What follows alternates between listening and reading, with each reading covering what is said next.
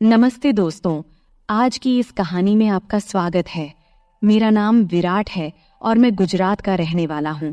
यह कहानी मेरी और मेरी मम्मी की है, जो एक सच्ची घटना पर आधारित है। मैं आप सबके सामने यह बताना चाहता हूँ कि कैसे मैंने अपनी मम्मी को तैयार किया, जबकि उनका मन नहीं था। तो दोस्तों, इस कहानी को दिल थाम कर सुनिएगा।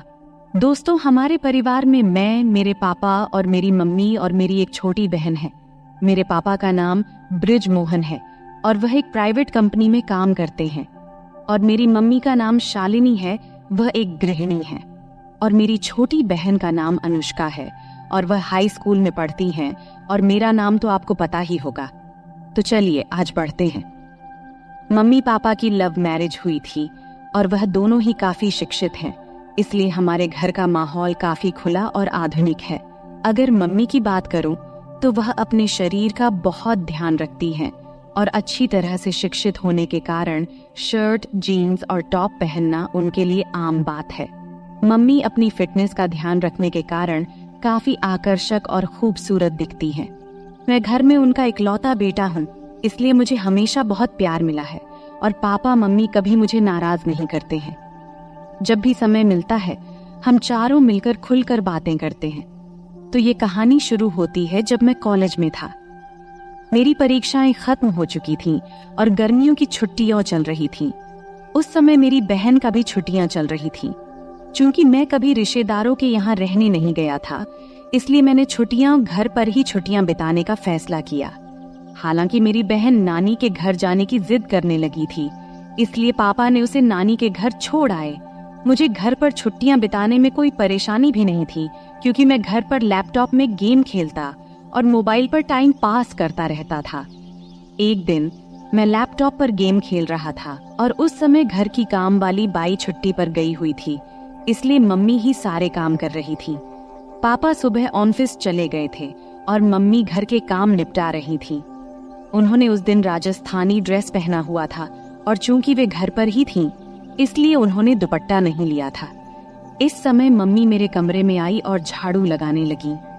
मैं बेड पर बैठा गेम खेल रहा था। जैसे ही मम्मी कमरे में आई और झाड़ू लगाने लगी, मैंने उनकी ओर ध्यान देना शुरू किया। चूंकि उन्होंने दुपट्टा नहीं लिया था, कुछ चीजें साफ दिखाई दे रही थीं। अचानक मम्मी ने मेरी ओर देखा और बोली, उठ, मुझे बेडशीट ठीक करने दे और फिर अपना गेम खेलना। फिर मैं तुरंत दूसरी तरफ देखने का नाटक करने लगा और फिर उठकर बाथरूम में चला गया।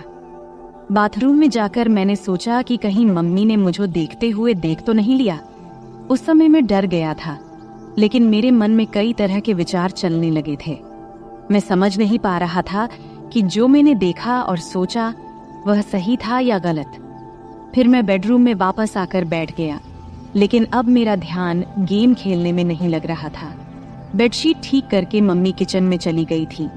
तब मुझे राहत मिली कि मम्मी को कुछ शक नहीं हुआ।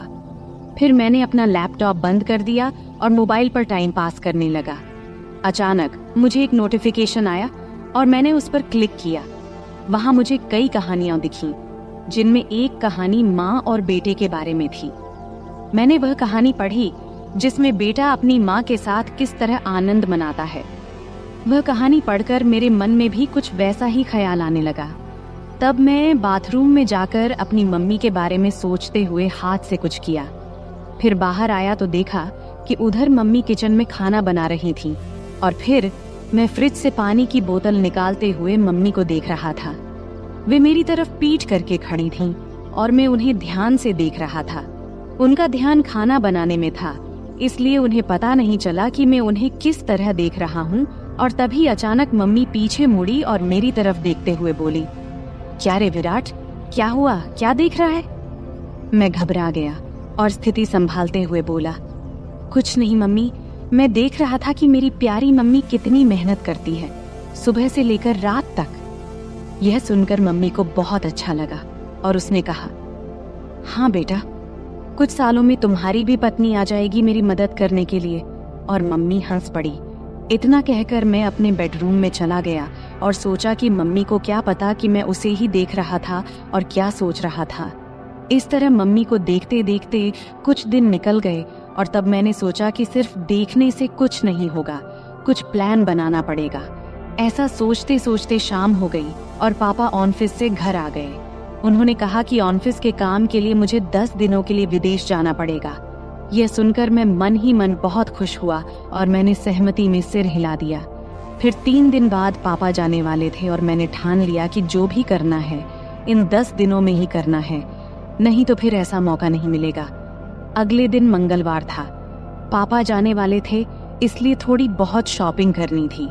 मम्मी और पापा शॉपिंग के लिए निकलने वाले थे। तब मुझसे पूछा, तू आएगा? तो मैंने मना कर दिया और कहा, आप लोग जाओ, मैं गेम खेलूंगा। फिर वे दोनों चले गए और उनके जाते ही मैंने दरवाजा लॉक किया और उनके बेडरूम में गया। मैंने अलमारी खोलकर देखा कि क्या मुझे कोई आइडिया मिलता है। तभी मुझे एक युक्ति सूझी। मैंने और ढूंढने की कोशिश की तो मुझे मम्मी की लिपस्टिक और बॉडी स्प्रे मिला। ढूंढते हुए मुझे मम्मी के कई कपड़े मिले। उनमें एक ड्रेस मिला। मम्मी का वह 1 पीस था, लाल रंग का। उसे देखकर मैंने सोचा, मम्मी इस ड्रेस में कैसी लगेगी। सोचते सोचते मैंने अलमारी में कपड़े ठीक ठाक से रख दिया, लेकिन बेडरूम में मम्मी की फोटो देखकर मुझे फिर से कुछ अजीब महसूस हुआ। अब मैंने मन में ठान लिया था कि मम्मी के नाम पर कुछ भी नहीं होने वाला। अब कुछ करना ही पड़ेगा, तभी मैं शांत हो पाऊंगा। सब कुछ ठीक से समेटकर मैं हॉल में आकर टीवी देखने लगा। तभी मम्मी और पापा वापस आ गए और बैठ गए। इस तरह वह दिन निकल गया और अगले दिन पापा जाने वाले थे, इसलिए मम्मी ने जल्दी उठकर सब कुछ समेट दिया और पापा को नाश्ता देकर घर के बाकी काम करने लगी। सुबह के 8 बजे पापा हमें बाय बोलकर चले गए और मम्मी भी घर के कामों में लग गई। पापा का बाहर कंपनी के काम से जाना हमारे लिए कोई नई बात नहीं थी। मम्मी जल्दी उठने और पापा को संभालने के चक्कर में नहाने नहीं गई थी। पापा के जाने के बाद सुबह 9 बजे मम्मी नहाने चली गई और मैं हॉल में टीवी देख रहा था। अचानक मम्मी की आवाज आई, विराट, तौलिया दे दो। मैं बाहर ही भूल आई। मैं तुरंत तौलिया लेकर गया। मम्मी ने दरवाजा थोड़ा सा खोला और तौलिया लेने के लिए हाथ बढ़ाया। जब मम्मी ने तौलिया के लिए हाथ बढ़ाया तो मैंने देखा कि मम्मी के बाल पूरी तरह भीगे हुए थे। उनके हाथ से पानी टपक रहा था और उनके चेहरे और हाथों पर पानी की बूंदें देखकर मम्मी मुझे बेहद खूबसूरत लगी। जब मम्मी ने हाथ आगे किया तो वह थोड़ा साइड में खिसकी थी। तब मुझे वह थोड़ी सी दिखी और उस पर पानी की बूंदें भी थीं। उसके हाथ जैसे मुझे अंदर बुला रहे थे, लेकिन वह चालाक थी, तुरंत अंदर खिसक गई। ऐसा लग रहा था कि मैं तुरंत अंदर जाकर उसे खड़ा खड़ा ही आनंद दे दूं। वैसे भी पापा घर पर नहीं थे, लेकिन मैंने खुद पर काबू किया और हॉल में आकर बैठ गया। फिर 5 मिनट बाद मम्मी तौलिया लपेटे हुए हॉल में आई और टीवी के पास लगे शीशे के सामने खड़ी होकर हेयर ड्रायर से बाल सुखाने लगी। मैं और भी ज्यादा परेशान हो गया और उसे पीछे से देखने लगा। जब जब मम्मी अपने बालों में हाथ डालकर हेयर ड्रायर से बाल सुखा रही थी, उसके लिए यह सब नॉर्मल था, लेकिन उसे क्या पता था कि पीछे सोफे पर बैठा लड़का उसे आनंद देने के लिए पागल हो रहा है और उसे पीछे से देख रहा है। मैंने मन में विचार किया कि आज से ही कोशिश करनी चाहिए और मैंने बिना समय गवाए बोला, मम्मी, तू हमेशा साड़ी और राजस्थानी ड्रेस ही पहनती है घर में? तब मम्मी बोली, क्यों रे बेटा, ऐसा क्या है? मुझे जो सही लगता है वो पहनती हूँ। तुम्हें ऐसा क्यों लगता है कि कुछ और पहनना चाहिए? तब मैंने कहा, कुछ नहीं मम्मी, कल जब तूने जीन्स और टॉप पहना था तो बस यूं ही कह रहा था। तब मम्मी बोली, अरे पागल, घर में कौन जीन्स और टॉप पहनता है? बाहर जाना हो तभी पहनूंगी ना। फिर मैंने कहा, ऐसा नहीं है मम्मी, जब तू साड़ी और राजस्थानी ड्रेस पहनती है तो थोड़ा उम्र दराज लगती है, इसलिए बोला। फिर मम्मी ने जवाब दिया कि अब जवान दिखकर क्या करना है, जिससे प्यार किया उसे शादी कर ली, और अब तुझ जैसा आलसी बेटा और अनुष्का जैसी खूबसूरत बेटी है, फिर और क्या चाहिए। इतना कहकर मम्मी जोर से हंसी और बेडरूम में कपड़े पहनने चली गई। मैं भी हंस पड़ा और टीवी देखने लगा। थोड़ी देर बाद मम्मी बाहर आई कपड़े बदल कर। देखकर मुझे खुशी भी हुई और नाराजगी भी, क्योंकि उसने मेरी बात मानी थी। नाराज इसीलिए कि अब वो फिर से पूरी तरह से ढकी हुई थी। मम्मी हॉल में आई और बोली, अब कैसी लग रही हूँ?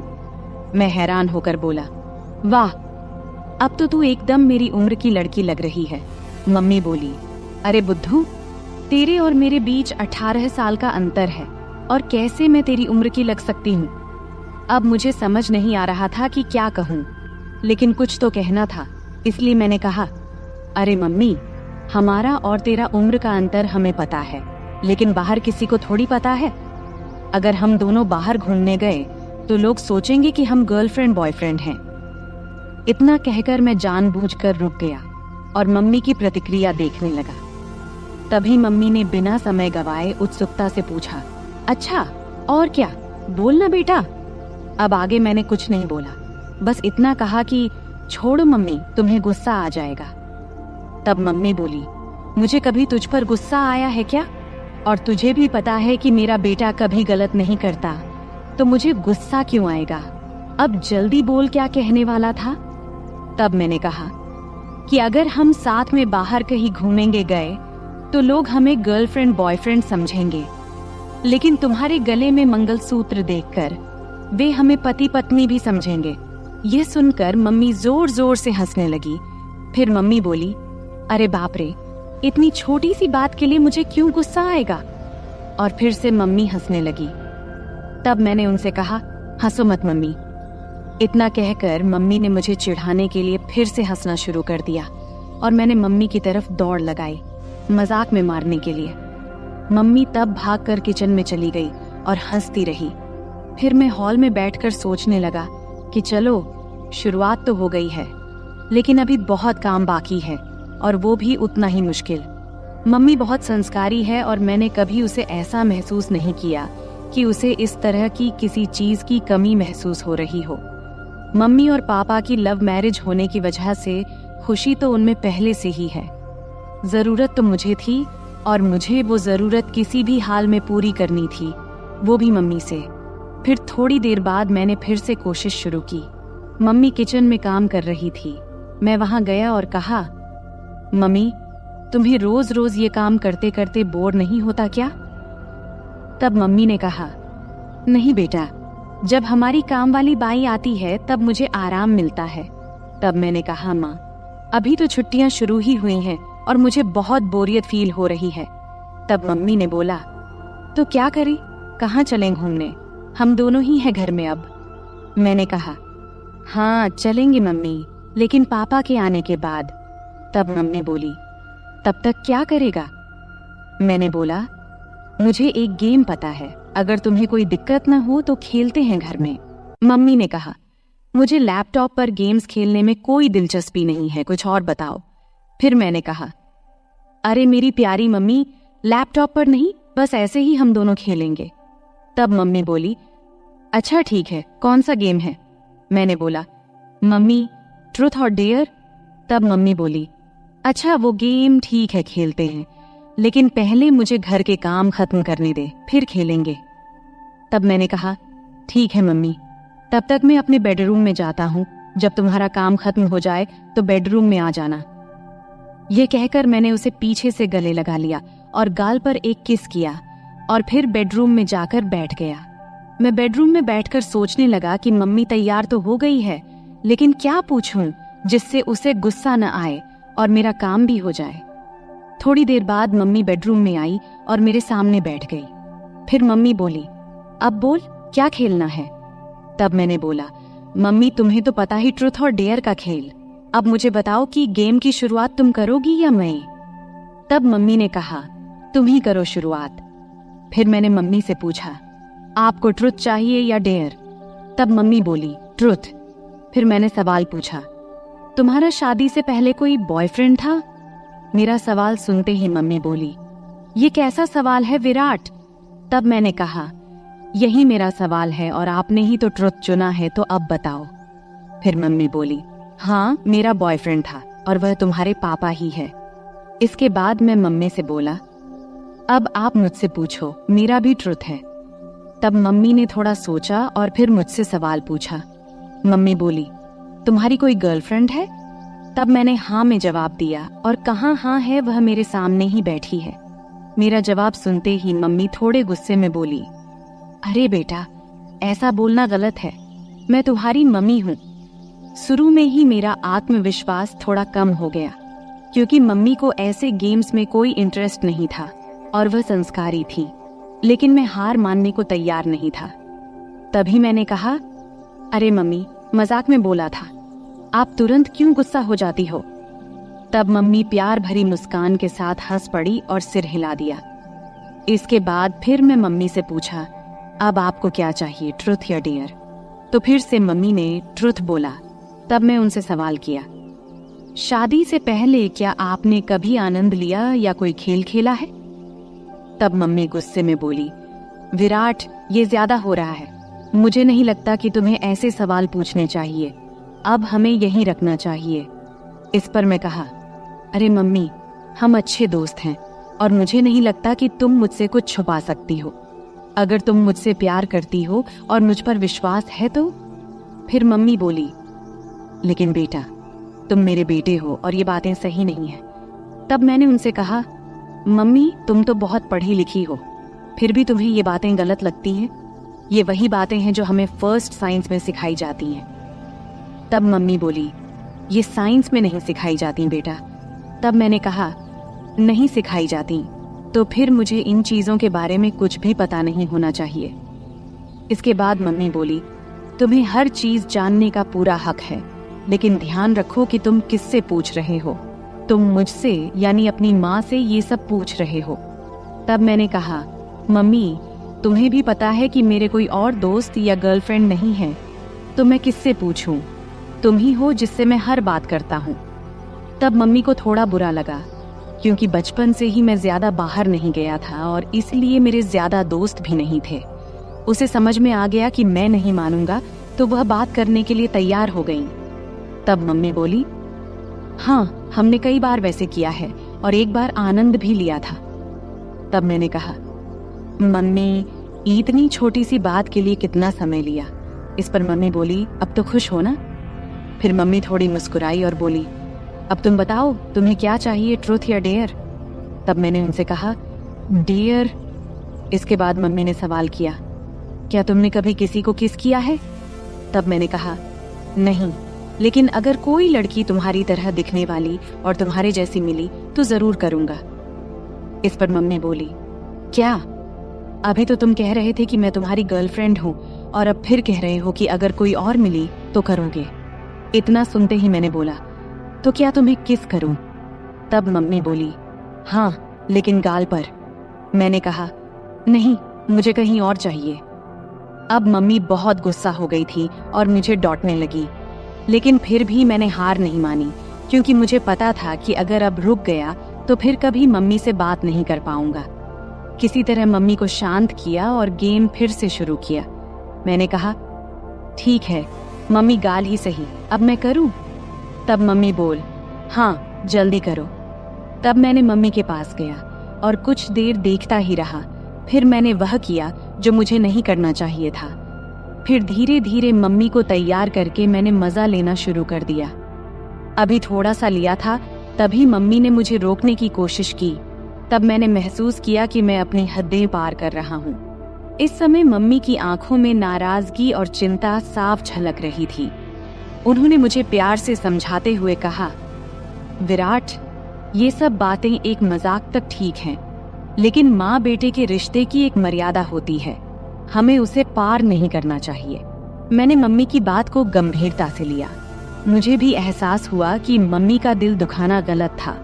मैंने मम्मी से तुरंत माफी मांगी और उनसे वादा किया कि अब मैं ऐसा कोई मजाक नहीं करूंगा जिससे हमारे रिश्ते में कोई दूरी आए। मम्मी ने मेरी माफी को स्वीकार करते हुए मुझे गले लगा लिया और कहा, बेटा, मैं हमेशा तुम्हारी दोस्त रहूंगी, लेकिन हमें यह भी याद रखना चाहिए कि हमारे रिश्ते की कुछ सीमाएं होती हैं। तब मैंने मम्मी से कहा, हाँ मम्मी, अब मैं समझ गया हूँ, मैं आपको कभी दुखी नहीं करूंगा। इसके बाद हम दोनों ने हंसते हुए फिर से सामान्य बातचीत शुरू की। अब मम्मी ने मुझे मेरे दोस्तों के साथ अधिक समय बिताने की सलाह दी और कहा कि जीवन में रिश्तों की मर्यादा और सम्मान बनाए रखना बेहद जरूरी है। इस बातचीत ने मुझे यह सिखाया कि मजाक की भी एक सीमा होती है और रिश्तों में आपसी समझ और सम्मान होना चाहिए। अंत में हम दोनों ने एक दूसरे के साथ हंसते हुए खेल खत्म किया और यह वादा किया कि हमारे बीच दोस्ती और प्यार हमेशा बना रहेगा, लेकिन रिश्तों की मर्यादा को भी कभी नहीं भूलेंगे। तो दोस्तों, यह थी हमारी आज की छोटी सी कहानी। आपको यह कहानी कैसी लगी कमेंट करके जरूर बताएं। अगर आपको यह कहानी पसंद आई हो तो इसे लाइक करें और अपने दोस्तों के साथ शेयर करें। आगे भी ऐसी ही रोमांचक कहानियों के लिए हमारे चैनल को सब्सक्राइब करें और बेल आइकन दबाना न भूलें ताकि आप हमारी कोई भी कहानी मिस न करें। धन्यवाद। यह कहानी काल्पनिक है, इसे किसी गलत उद्देश्य से न लिया जाए। अरे, मैं तुमसे कुछ पूछ रही हूँ बेटा, तुम्हारा ध्यान कहाँ है? नीचे बैठकर सब्जी काटते हुए माँ बोली। तब मेरा ध्यान कहीं और था। फिर झट से ध्यान भटकाते हुए बोला, क्या कह रही थी माँ? तब दोबारा से माँ ने कहा, मैं ये कह रही थी कि आजकल तुम्हारा काम बहुत बढ़ गया है, ऐसा लगता है। मैंने जवाब देते हुए कहा, हाँ माँ, काम तो बहुत बढ़ गया है, अब तो समय ही नहीं मिलता, इसलिए अभी मैं ग्राहकों की डिमांड पूरी करने में लगा हूँ। बस थोड़े दिन आप इंतजार कर लो, सब खत्म होते ही जल्द ही मैं आपको फ्री मिलूंगा। नमस्ते दोस्तों, आज की इस कहानी में आपका स्वागत है। मेरा नाम अभय है और आज मैं आपको अपनी और अपने माँ की कहानी सुनाने वाला हूँ। मेरे माता पिता का तलाक उनकी शादी के 5वें साल में ही हो गया था।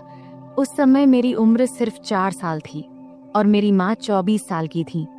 तब मेरे नाना ने मेरी माँ से उनकी दूसरी शादी के लिए कहा, लेकिन तब माँ ने साफ साफ शादी से मना कर दिया था। तब कोर्ट के फैसले के अनुसार पापा हर महीने 40,000 रुपए और रहने के लिए एक घर दिए थे, जिससे हमारी सारी जरूरतें पूरी हो जाती थीं। तब हम एक सोसाइटी में एक बेडरूम और एक किचन के फ्लैट में रहते थे।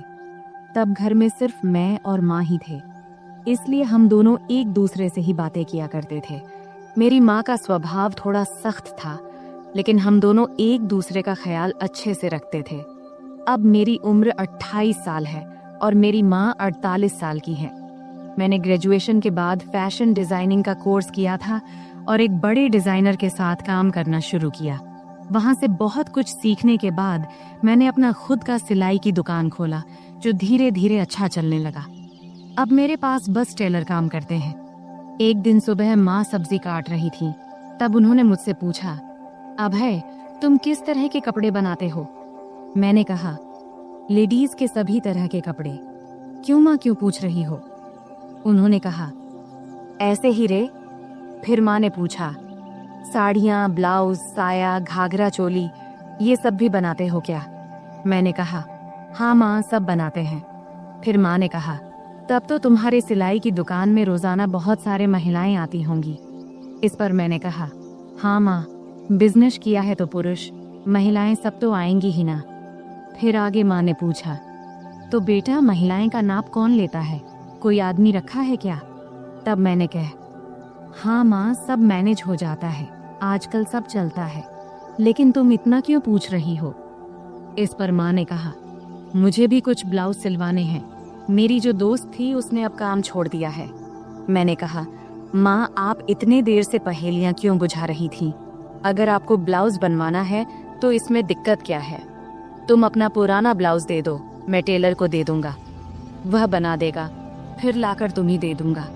इतना सुनते ही माँ ने कहा, मेरा कोई भी ब्लाउज अब फिट नहीं होता है, नई नाप लेनी पड़ेगी। इस पर मैंने कहा, ठीक है माँ, मैं टेलर को बोल दूंगा, कल टेलर आकर तुम्हारी नाप ले लेगा। अब तो कोई दिक्कत नहीं है ना? तभी माँ बोली, बेटा मुझे ऐसा नहीं लगता कि मैं किसी अजनबी आदमी को अपना नाप लेने दूंगी। मैंने कहा, माँ, अगर आप नाप नहीं देंगी तो फिर ब्लाउज कैसे सिलाएगा? फिर थोड़ी देर सोचने के बाद माँ ने कहा, तू ही क्यों नहीं मेरा नाप ले लेता? यह सुनकर मैं हैरान होकर बोला, मैं? ये कैसे हो सकता है? माँ ने जवाब दिया, इसमें क्या है, मुझे तुझसे नाप लेने में कोई दिक्कत नहीं होगी। अब मैं थोड़ा असमंजस में पड़ी एज गया था, क्योंकि दूर से देखने और किसी को छूने में बहुत फर्क होता है। लेकिन तब यह हाथ आया, मौका छोड़ना भी मुझे सही नहीं लगा। उस दिन सोमवार का दिन था और उस दिन विश्वकर्मा पूजा था, तो सिलाई की दुकान बंद था। तब मैंने सोचा कि आज ही ये काम कर लेना चाहिए। फिर सुबह नाश्ता करके मैं सिलाई की दुकान से कुछ एल्बम और माप लेने का सामान लेकर आ गया। तब मैंने ऐसे एल्बम चुना था जिनमें डिजाइन वाले ब्लाउज दिखाए गए थे। इनमें से कुछ बहुत ही छोटे और बैकलेस थे। फिर मन ही मन मैंने तय किया कि आज ये काम अच्छे से पूरा करना है। 12 बजे जब मैं घर पहुंचा तब माँ रसोई में थी। उन्होंने मुझसे कहा, बेटा आ गया तू, सामान ले आया? तब मैंने कहा, हाँ सब ले आया हूँ, अब तुम जल्दी से अपना काम खत्म कर लो। फिर थोड़ी देर बाद माँ मेरे पास आकर बैठ गई और एल्बम देखने लगी। तब वह हल्की पीली साड़ी पहनी थी और उनकी साड़ी का कपड़ा इतना पतला था कि शरीर की रूपरेखा दिख रही थी। तब मैं माँ को देखते देखते खो गया। तभी उन्होंने तेज आवाज में कहा, अभय सुन रहा है तू? तब मैं चौंक कर बोला, हाँ क्या हुआ माँ? तब माँ ने एल्बम दिखाते हुए कहा, इतने छोटे ब्लाउज कैसे पहन सकती हूँ मैं, मुझे ये डिजाइन पसंद नहीं है। तब मैंने समझाया, अरे ये सब तो बस डिजाइन दिखाने के लिए है, तू वैसे ही सिलवा लेना जैसा तुझे पसंद हो। फिर थोड़ी बहस के बाद माँ मान गई और बोली, ठीक है चल अंदर माप ले ले। तब हम बेडरूम में गए। फिर मैंने माप लेने के लिए टेप निकाला। तब माँ खड़ी हो गई और बोली, सही से माप लेना ताकि बाद में दिक्कत कोई ना हो। तब मैं अपनी माँ का नाप लेने के लिए तैयार था। अपने मन पर और खुद पर पत्थर रखकर मैंने यह काम शुरू किया। तब मैं पूरी कोशिश कर रहा था कि यह काम एक प्रोफेशनल टेलर की तरह करूं, लेकिन इस दौरान मेरे दिल की धड़कन तेज हो गई। तभी माँ ने और करीब आकर मुझसे कहा, चल जल्दी कर, मुझे और काम भी करना है। फिर मैंने माप लेना शुरू किया और पहले मैंने माँ के बाजू, कंधे और कमर का नाप लिया। फिर थोड़ा रुककर मैंने माँ से पूछा, माँ ब्लाउज के नीचे की पट्टी इतनी छोटी क्यों होती है, इससे परेशानी नहीं होती क्या? मैंने सुना है कि कई महिलाओं को वहाँ के कपड़े काटने से दिक्कत होती है, क्या तुम्हें कभी ऐसा हुआ है? इस पर माँ ने सिर झुका लिया और कहा, मुझे तो अभी तक कोई दिक्कत नहीं हुई। फिर मैंने कहा, मुझे लगता है कि तुम्हें थोड़े बड़े डिजाइन के ब्लाउज सिलवा लेने चाहिए। इस पर माँ ने हामी भरी और मैं फिर नाप लेने लगा। मैंने गले का नाप लेना शुरू किया। टेप को माँ की गर्दन के चारों ओर रखा। तब मैंने यह ध्यान रखा कि मेरी उंगलियां उनकी त्वचा को न छुएं और उनसे 1 इंच की दूरी पर रहें। फिर आगे मैंने पूछा, गला इतना रखना है या थोड़ा कम ज्यादा करूं? क्योंकि मेरी माँ का गला थोड़ा बड़ा था और वहाँ थोड़ी सी गहराई दिखाई दे रही थी, इसीलिए मैंने थोड़ा झिझकते हुए कहा, माँ तुम्हें क्या ठीक लगेगा? माँ ने मुस्कुराते हुए कहा, बेटा तुम तो अब इस काम में माहिर हो गए हो। मैंने जवाब दिया, माँ तुम जैसा कहोगी मैं वही करूँगा। फिर माँ ने फिर कहा, टेप को इतना दूर क्यों रखा है, इसे सही जगह पर रखो तभी नाप सही आएगा। ये कहते हुए माँ ने टेप को अपने हाथ से सही जगह पर लगा दिया। इस दौरान मेरे हाथ पहली बार माँ की गर्दन को छू गए। तब मुझे ऐसा लगा जैसे मुझे जोर का झटका लगा हो, लेकिन मैंने खुद पर काबू रखा और उस पल का पूरा आनंद लिया। तभी माँ ने कहा, ये पुराने ब्लाउज अब टाइट हो गए हैं, अब मैं थोड़ा ऊंचे और गहरे गले के ब्लाउज सिलवाने की सोच रही हूँ। तुम्हें क्या लगता है? अभय तुम तो इतनी महिलाओं के कपड़े सिलते हो, बताओ मेरे शरीर के हिसाब से क्या और कैसे अच्छा लगेगा। तब मैंने सोचा कि अगर मैंने अब आगे कदम नहीं बढ़ाया तो मैं अपने आप तक ही सीमित रह जाऊंगा। इसीलिए मैंने अलग अलग तरकीबें आजमाने का फैसला किया। मैंने माँ को बड़ी सहजता से अपने सिलाई की दुकान में बनने वाले अलग अलग डिजाइन के ब्लाउज के बारे में बताने और समझाने का सोचा। मैंने कहा, मुझे लगता है कि गला जितना गहरा है उतना ही काफी है, लेकिन अगर गले को गहरा रखकर बाकी हिस्से को थोड़ा बड़ा बना दिया जाए तो कैसा रहेगा? फिर मैंने टेप को उनके गले से निकालते हुए कहा, और गले को थोड़ा और गहरा बनाने में क्या दिक्कत है? फिर माँ बोली, बाकी हिस्से को बड़ा कैसे करेंगे ये बताओ। अब माँ भी थोड़ा सहज होने लगी थी और यही मैं चाहता था। मैंने कहा, 1 मिनट रुकिए, मैं आपको समझाता हूँ, लेकिन उससे पहले आखिरी माप ले लेने दीजिए। फिर मैंने कहा, आप दोनों हाथ को थोड़े ऊपर उठाओ। अब मैं उसके पीछे जाने वाला था। उसने हाथ उठाए ही थी कि मैं उसके करीब आकर उसकी पीठ के पीछे से अपने हाथ ले गया। फिर मैंने उसके कंधों पर हाथ रखा और उसे धीरे धीरे उसकी कमर के बीच तक लाकर नाप लिया और बोला, माँ, यह 34 इंच आ रहा है। चलो एक काम करते हैं, 33.5 या 34.5 ही ले लेते हैं। वैसे भी सिलाई करते वक्त अलग अलग डिजाइन के लिए थोड़ा बहुत अंतर रखना पड़ता है। फिर मैंने माँ से पूछा, माँ, क्या आपको बुरा लग रहा है माप लेने से? माँ ने जवाब दिया, नहीं बेटा, ज्यादा नहीं। फिर मैं थोड़ा झिझकते हुए उसकी साड़ी के 34 इंच का माप लेते हुए बोला, माँ अब बता, तेरा माप तो लगभग सब सही है। उसने कहा, थोड़ा टाइट लग रहा है बेटा। फिर मैंने टेप को गले में डालकर कहा, अब यहाँ आईने के सामने आ जाओ। फिर मैंने उसके दोनों कंधे पकड़कर उसे आईने के सामने खड़ा कर दिया। तब उसके चेहरे पर एक सवालिया भाव था। फिर मैंने कहा, माँ, सब बताता हूँ, थोड़ा सा रुक जा, पहले पानी पीकर आता हूँ, तुझे चाहिए क्या? तब उसने सिर हिलाकर मना कर दिया। फिर मैं रसोई में गया, पानी पिया और खुद को थोड़ा ठीक किया। फिर कुछ आगे का सोचने लगा कि अब यह सब करते हुए मैं अगले कौन सा कदम बढ़ाऊं। तब 2-3 विकल्प मेरे मन में आए। फिर मैं वापस बेडरूम में आ गया। तब माँ ने अपना पल्लू फिर से कंधे पर ठीक से ले लिया था, लेकिन 6 फुट के बड़े शीशे के सामने वह बेहद ही सुंदर लग रही थी, जिसे मैं शीशे में ही निहारने लगा। तभी माँ बोली, कहाँ ध्यान है बेटा, इधर देखो, अब मैं तुझे इसी ब्लाउज में बदलाव करके दिखाती हूँ, जैसा कि तूने मुझसे कहा कि हम गले को 1 इंच गहरा कर लेते हैं। फिर उसने कहा, तू ऊपर वाला हुक खोल और ऊपरी किनारों को अंदर मोड़ कर देख। तब उसे ठीक से समझ नहीं आया, तो उसने प्रश्न भरी नजरों से मेरी ओर देखी और बोली, मुझे समझ नहीं आ रहा, तू ही कर ले, मैं यह तुझ पर छोड़ती हूँ। तब तीर सीधे निशाने पर लगा था और मुझे भी यही चाहिए था। फिर मैंने आराम से उसके हुक खोले और किनारों को उलटी दिशा में अंदर की तरफ मोड़ने लगा। मैं ऐसा कर रहा था और वह खुद को शीशे में देख रही थी। फिर मैं जल्दी जल्दी अपने काम निपटाने लगा। उस दिन मुझे भी एक अजीब सा सुकून मिल रहा था। जब मेरा काम हो गया तो मैं उसके और ड्रेसिंग टेबल के बीच से हटकर एक तरफ हो गया और उससे कहा, देखो, अब यह वैसे ही है जैसा तुम चाहती थी, 1 इंच गहरा। क्या लगता है, अब बताओ। फिर माँ ब्लाउज की तरफ देखने लगी और मुझसे बोली, अब है, तुझसे सच कहूँ तो ऐसे गले में मुझे बहुत आराम महसूस होता है।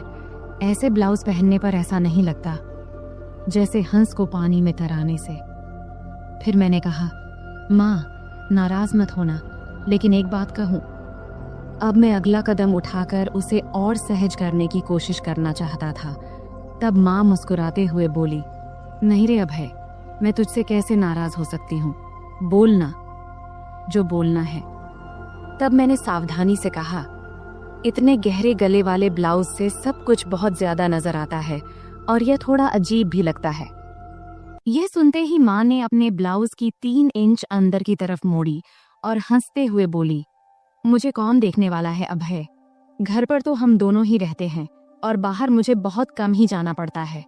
वैसे भी तुम्हारे सामने मुझे कोई दिक्कत नहीं होती।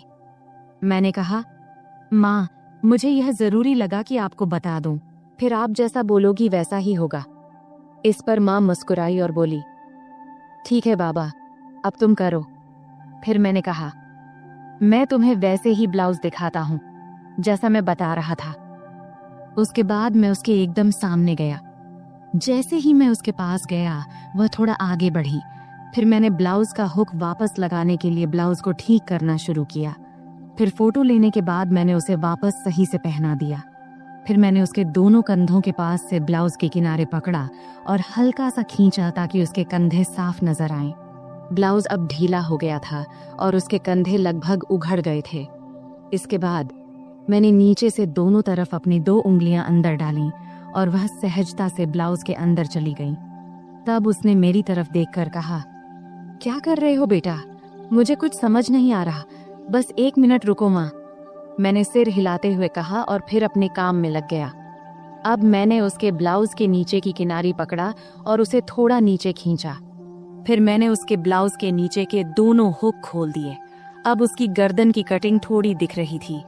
अब सारा काम खत्म करने के बाद मैं थोड़ा पीछे हटकर उसे एक बार देखा और फिर किनारे हो गया। अब उसका गला बड़ा हो गया था, लेकिन ज्यादा गहरा नहीं था। तब मैंने नोटिस किया कि उसकी चेहरे पर संतोष नहीं दिख रहा था। शायद उसे और गहरे गले वाला चाहिए था। इसलिए मैंने पूछा, क्या हुआ माँ, ऐसा ठीक नहीं लग रहा क्या? तब माँ ने हाथ रखते हुए शरारती अंदाज में हंसते हुए बोली, नहीं रे, मुझे गहरा गला अच्छा लगता है, नहीं तो ऐसा लगता है जैसे किसी ने कसकर बांध दिया हो। तब उसकी बात सुनकर मुझे ऐसा लगा जैसे मुझे 440 वोल्ट का झटका लगा हो। फिर आगे वह बोली, अरे ये कई बार सिर्फ दूरी की वजह से होता है। एक काम करो, क्या तुम सिर्फ ब्लाउज में ही माप ले सकते हो? वैसे भी मुझे ऐसा एक ब्लाउज चाहिए जिसमें नीचे कुछ पहनने की जरूरत ना हो। अगर माप सही से लो तो बेहतर रहेगा। मैंने कहा, हाँ माँ, यह सही भी रहेगा, लेकिन बाकी ब्लाउज के लिए तो नीचे पहनना जरूरी होगा, नहीं तो वे टाइट हो जाएंगे। तब माँ ने सिर हिलाते हुए कहा, ठीक है, तुम यहीं रुको, मैं आती हूँ। फिर वह बाथरूम में चली गई और दरवाजा थोड़ा सा खुला ही छोड़ दिया। तब मन में ख्याल आया कि दरवाजे के पीछे से झांकूं, लेकिन मैंने संयम बनाए रखा, क्योंकि मैंने तय किया था कि धीरे धीरे माँ को अपने सामने सहज बनाना है। फिर 5 मिनट बाद माँ बाहर आई और मेरे सामने आकर खड़ी हो गई। तब एक पल के लिए मैंने उसकी ओर देखा और देखकर हैरान रह गया, लेकिन मैंने कोई प्रतिक्रिया नहीं दिया और अपने काम में लग गया। फिर मैंने कहा, माँ, अब हम सिर्फ तुम्हारी पीठ का ही माप लेंगे, क्योंकि फर्क वहीं से पता चलेगा। तब माँ ने हल्के से मुस्कुराते हुए पूछा, क्या रे, तुम लोग सिलाई की दुकान में भी औरतों को ऐसे ही कपड़े उतरवाने को कहते हो क्या? फिर आगे माँ ने अपना हाथ मेरे कंधे पर रखते हुए और शरारती अंदाज में हंसते हुए बोली, तुम्हारी तो मौज है बेटा, इतनी सारी औरतों को संभालने का काम मिलता है। इस पर मैंने जवाब दिया, माँ, मजा कैसा? मैं तो अब कुछ खास औरतों को छोड़कर माप लेना बंद कर चुका हूँ। अच्छा, और ये क्यों? माँ ने पूछा। इस पर मैंने जवाब दिया, माँ, कुछ औरतें जो बड़े घरों की होती हैं या जो हमारी शुरुआती कस्टमर थीं, वे मेरे कारीगरों को माप नहीं लेने देती, इसलिए मुझे खुद ही लेना पड़ता है, तुझे लेना पड़ता है। यह कहती हुई माँ पलंग पर बिना आंचल के बैठ गई और फिर बोली, बेटा, तुम्हारी तो मन मोह लेती होगी इन औरतों ने। मैंने मुस्कुराते हुए कहा, नहीं माँ, मैं तो बिल्कुल प्रोफेशनल तरीके से काम करता हूँ। फिर माँ ने शरारती मुस्कान के साथ पूछा, लेकिन फिर भी तुम्हें उनका स्पर्श तो होता होगा ना, है कि नहीं? सच बता। इस पर मैं थोड़ा शर्माते हुए बोला, हाँ, होता है, लेकिन वे कुछ नहीं कहती, क्योंकि उन्हें मेरे सामने सुरक्षित महसूस होता है। फिर माँ ने हंसते हुए कहा, मेरा बेटा कितना समझदार है। ये कहते हुए उसने मुझे गले लगा लिया। इतनी ठंडी रात में उसके गले लगाने से उसकी गर्माहट मुझे महसूस होने लगी। फिर थोड़ा पांव खींचते हुए माँ ने पूछा, बेटा, तुमने ये सब बातें कहाँ से सीखी? मैंने कहा, माँ, इन औरतों से ही। वे इतने अलग अलग शब्द बोलती हैं कि क्या बताऊं। फिर माँ ने मजाक करते हुए कहा, अच्छा बेटा, तुम मुझे भी कुछ बताओ। तब मैंने कहा, नहीं माँ, तुम हंसोगी और कहोगी कि ये सब मुझे कैसे पता। माँ बोली, नहीं बेटा, मैं समझती हूँ कि तुम अब बड़े हो गए हो, लेकिन मुझे यह भी समझना है कि तुम्हें क्या पता है और क्या नहीं। फिर मैंने हिम्मत जुटाकर माँ से कुछ बातें साझा किया। तब माँ ने आत्मविश्वास से कहा, अरे बाबा, तुम्हें तो सब पता है। फिर मैंने हंसते हुए कहा, चलो छोड़ो ये सब, अब तुम्हारा नया डिजाइन वाला ब्लाउज लेकर आता हूँ। फिर मैंने उठते हुए पूछा, हाथ लगाऊं तो चलेगा ना? तब माँ ने खुद को सभ्य दिखाने की कोशिश करते हुए कहा, अरे हाँ बेटा, मुझे तुम पर पूरा भरोसा है। और क्या तुमने इतना जल्दी सब कुछ फिट कर लिया? फिर माँ ने थोड़े जोर से हंसते हुए कहा, बेटा देख ले, कहीं कुछ और लगाना बाकी तो नहीं है। तब उसके इस मजाक से मैं शर्म से लाल हो गया। अब वह पल भी आ गया था जिसका इंतजार था। फिर मैंने माँ को ड्रेसिंग टेबल के सामने खड़ा किया और खुद उसके पास जाकर खड़ा हो गया। फिर मैंने अपने दोनों हाथ नीचे लाते हुए कहा, देखो ये कितनी नीचे तक जा रहा है, इसका कारण इसका माप है। यह कहते हुए मैंने अपने दोनों हाथ उसके ब्लाउज के किनारे पर रख दिया तब मेरी धड़कन एकदम से तेज हो गई थी और हाथ भी हल्के से कांप रहे थे। मेरी माँ अभी भी उतनी ही क्यूट लग रही थी, भले ही वह थोड़ी बड़ी हो गई थी। फिर माँ ने अपना हाथ मेरे हाथ पर रखते हुए हल्का सा हिलाते हुए कहा, अभय, सच कहूँ तो मुझे इसमें कोई दिक्कत नहीं है। मैं इसे ब्लाउज पहनने को तैयार हूँ, लेकिन मेरी एक ही शर्त है, गला जितना गहरा हो सके उतना चलेगा। तभी मैंने हाथ हटाते हुए पूछा, माँ एक बात बताओ, तुम्हें और बाकी औरतों को गहरा गला ही क्यों पसंद आता है? नॉर्मल गला भी तो अच्छा लगता है। इस पर माँ ने मुस्कुराते हुए बोली, अरे बेटा, मुझे तो ये घर में ही पहनने हैं। घर में तो कोई दिक्कत नहीं है, इससे थोड़ा आरामदायक लगता है और गर्मी भी नहीं लगती। फिर माँ बोली, बेटा तुम एक बात बताओ, अगर गला बहुत गहरा हुआ तो पट्टी दिखेगी क्या? मैंने जवाब दिया, हाँ जरूर दिखेगी, लेकिन अगर गर्मी लगती है तो आल घर में सिर्फ गाउन क्यों नहीं पहनती? खैर कुछ ना पहनोगी तब भी चलेगा, मैं तुम्हारे लिए एक सुंदर स्लीवलेस गाउन सिलवा देता हूँ। तब माँ ने अपना नाक सिकोड़ते हुए कहा, गाउन और वह भी स्लीवलेस? मुझे पसंद नहीं है। तब मैंने समझाते हुए कहा, अरे घर में तो कोई दिक्कत नहीं है, वैसे गर्मी में पेटीकोट भी नहीं पहनोगी तो और आरामदायक लगेगा।